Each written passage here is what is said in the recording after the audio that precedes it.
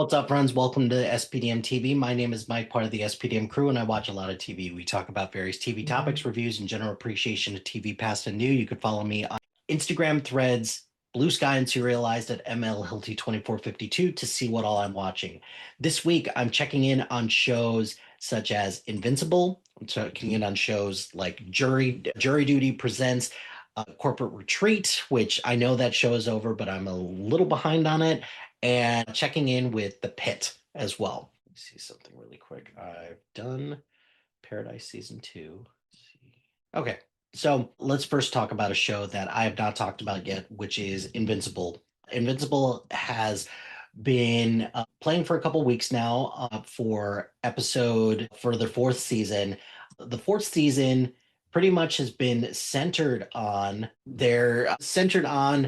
the events of season 3, where Conquest came back to mess up Mark and Adam Eve, and they defeat him allegedly, and then now the world is continues to be in peril. So we've got a couple instances or a couple things that have happened this season that have been rather interesting to see. The first one in the first episode is that Mark has been killing people lately, mainly because he thinks he doesn't have a choice, but doesn't change the fact that Mark has started to become a little bit more violent, and that causes him to question whether or not he is actually cut out for this hero work. So I think that has been an interesting addition to this, and I think it's something that I've been very curious about to see how they're going to handle that.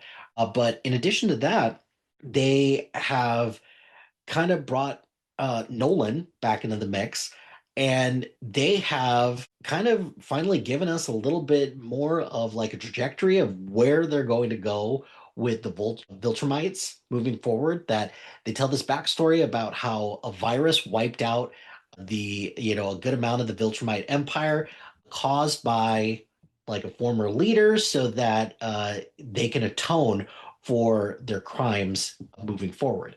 So you have that, and then you have Alan, who is helping or who's trying to figure out how they can destroy the Viltrumites moving forward. And him and Nolan, the buddy buddy situation that they have, I love it. I love it so much. Then you also have Eve, who her powers are on the fritz and she doesn't know why. And it turns out that she's pregnant. Very curious to see where this is going to pan out, because on one end, Eve is not ready to be a parent. She has talked about this and she's very much concerned about what this means moving forward. The other thing as well is that at what point is could they potentially release the virus and they or try to wipe out the Viltrumites, and they got this baby here who's part Viltrumite, and are they going to continue, or is this something that they're going to continue to for it to be a thing? I don't know. So very curious to see how that's going to pan out as well. In addition, we've got a fourth episode that where they go to hell, and they had Bruce Campbell guest as Satan, and then the return of Damien, voiced by Clancy Brown. I thought I loved this episode. This episode was amazing because it was a nice change of pace, and it kind of just goes to show that, like, hey, the inherent like good and evil questions that we have sometimes are not that black and white. Sometimes that there's a lot more nuance to it. So I liked this episode, but the episode after that, I loved it because what Nolan comes back to Earth at the end of the fourth episode of this season, and he tells Mark that we need you. We need you to fight in this war against the Viltrumites moving forward.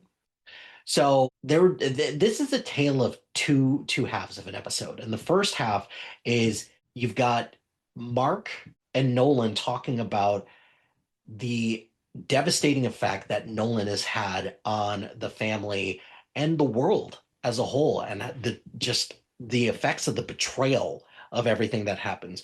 You get this long-awaited reunion between Nolan and Debbie about how angry she is at Nolan for everything that's happened to them. And then you have Oliver as well, who everything that happened with Nolan and Oliver and just the implications and the just everything there is there's a lot of bitter feelings.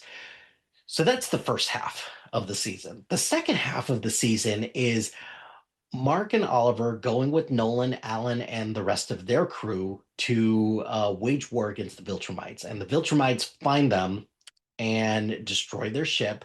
And then Conquest comes back to fight Mark and Nolan and everybody.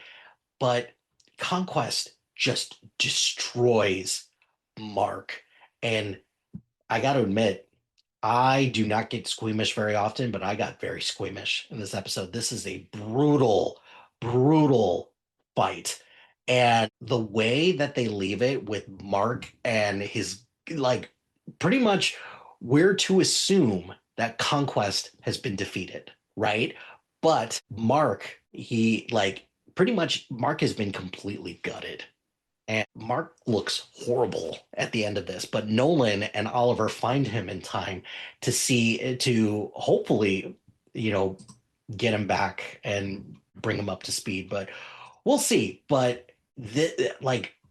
I think this episode is just so unbelievably brutal and just really got very squeamish during this episode. And it's probably among one of the better episodes that I've seen in Invincible. Currently on IMDb, it is the number two rated episode with a 9.8 out of 10 out of 30,000 reviews, which I'm not sure it's going to sustain that, but it's still like a really good episode. So I've really enjoyed watching that.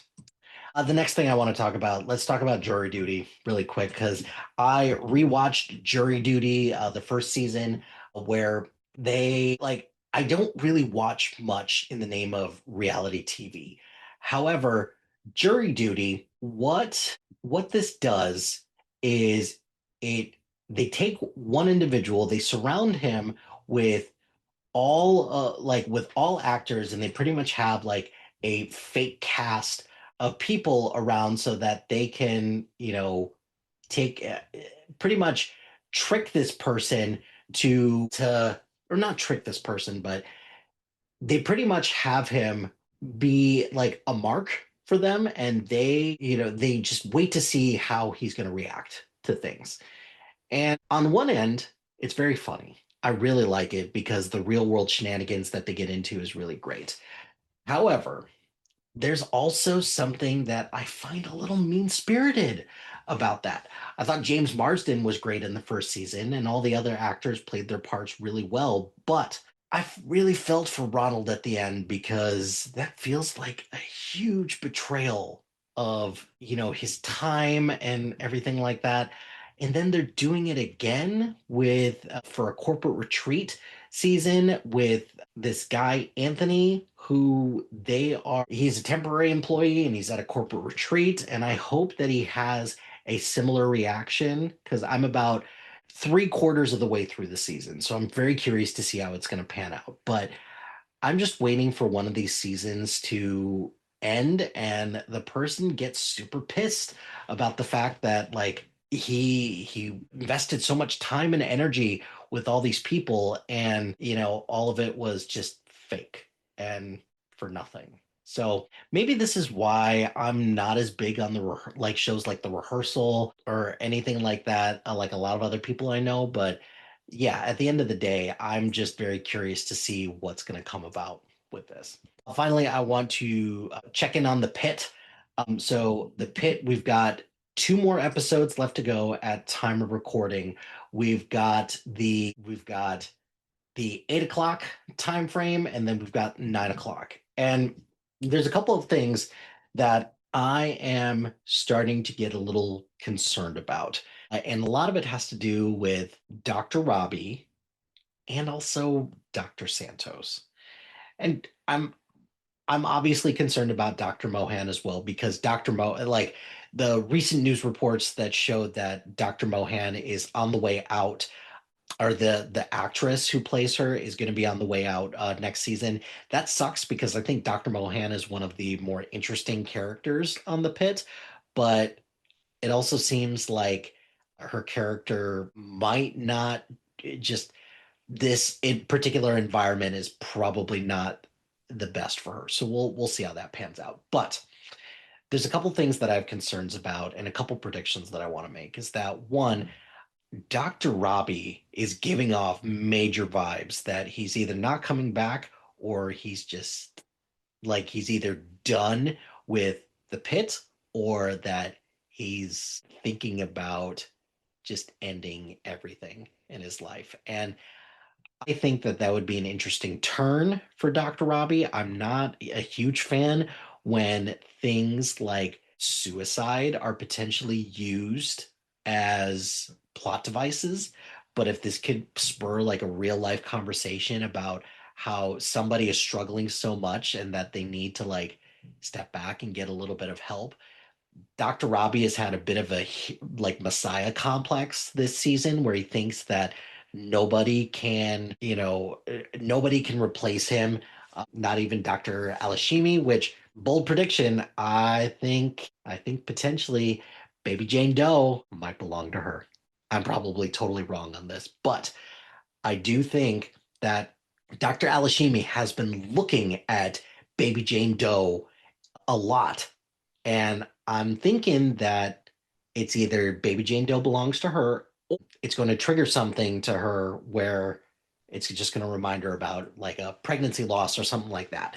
But overall, to say that Dr. Robbie is giving off vibes that he's giving off those red signal or those red flags that like we should be concerned about him. But I also think we should be more concerned about Dr. Santos, though they're laying it on kind of subtly that Dr. Santos, uh, she took the scalpel, which I saw that a couple like an episode or two ago, and they briefly showed that she has cut marks as well. So there is major concern there, but I'm actually way more concerned about her than I am about Dr. Robbie. And I don't think enough attention has been given that Dr. Santos is hurting herself and that there could be a major issue with her and her mental health as well. I think Dr. Langdon is going to relapse. I think that he's struggling a lot right now, and I think the lack of resolution between him and Robbie is going to be the reason why he relapses. And then I think that I feel like this should be a breaking point for Nurse. What's her name? What's her name? What's her name? Dana. That's right. I'm very concerned about Dana as well. And I think that she's somebody who she's really struggling a lot with the effects of what happened last season with the person who assaulted her. So I think that we really should be showing the same amount of concern for Dina that we do for Dr. Robbie. So we'll see how that happens. All of this to say as well is that I really do think that they should shift to the night shift for one season. Like do like a Friday the 13th or do a Halloween at night because I feel like there's more troubles at night, especially on a night like the 4th of July where there's a lot more fireworks at night and there's a lot more drinking and things like that. So we'll see. But all of this to say, I'm enjoying the Pit season 2. It's easily the best show I've seen this year. And I'm just looking forward to continuing that moving forward. So that's just a quick recap of some of the shows that I've been watching. I gave up on DTF St. Louis. I just, you know what, just not for me. I'm 2 episodes into Rooster, not enough of time frame to give a real opinion about it, but I'm like it's Bill Lawrence, so I'm going to continue to watch it and go from there. And then still watching Shrinking, still watching Scrubs. Shrinking ends pretty soon, and I'm starting to get very concerned that we've gone the same route with Jimmy the last couple of seasons, where he spirals out of control, and now he's got to mess up everything that he's broke, or he's got to fix everything that he's broken. And then this Wednesday, will be the premiere of The Boys, the final season of The Boys. So I'll probably check in on that as well. So what do you think? What's some TV shows that you could recommend for me to watch? Let me know in the comments below. But that's going to do it for this episode of SPDM TV. Be sure to like, rate, and subscribe to anything and everything SPDM Crew wherever you get your podcast. Join us on social media on Facebook, Instagram, X, Threads, YouTube, LinkedIn, and Blue Sky at SPDM Crew. Shout out to HiFlyer Creative Studios for making our awesome logo. Greatly appreciate their support. And if you've got any marketing, logo, or brand standard needs, contact them at HiFlyerCreative.com. Check out our website. Check out the other shows in our network. We get a lot of great content. Really proud of the work that everyone's doing. So please check out the other shows in the SPDM Crew Podcasting Network. And finally, if you've got a podcast idea or you're interested in being part of the SPDM Crew as a guest or collaborating, email us at spdmcrew@gmail.com. Until next time, happy watching, friends.